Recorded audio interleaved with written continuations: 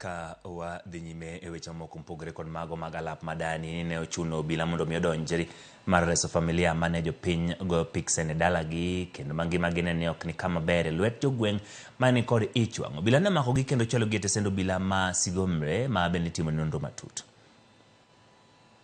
Mzazi mtoto akienda shule hakikisha kwamba zile vitu anabeba unahakikisha hadi kwa gate ya shule unapomhand over kwa mwalimu unahakikisha kwamba mtoto wako ameingia akiwa clean ama akiwa sawa. Kwa kweli serikali inastahili kuweka mikakati nzuri ambayo itakayofanya mwanafunzi awe katika nafasi ya kuwa katika hali ya usalama.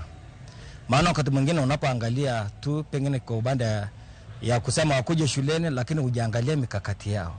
Unasema tunataka 100% ile kuhakikisha wote wameingia katika shule, lakini hujaona kwamba wanalala namna gani. Watoto wetu tumewapelekea walimu wa watunze, lakini tunashangaa kuona kwamba watoto wetu wamekuwa katika hali ya kuangamizwa na moto na ajali ambazo hakika hasifurahishi. Kwa hivyo tunaomba idara husika zijaribu kuangalia vile ambavyo watoto wetu wanaweza kuwa katika hali ya usalama. Sana sana moto inazushwa na itilafu ya nyaya za stima.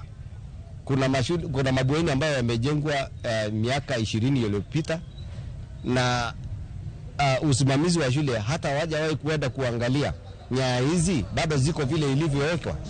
Ni mzuri kuwa na routine check wakaguzi wa mashule, sio tu kuamuka wakati janga linapotokea.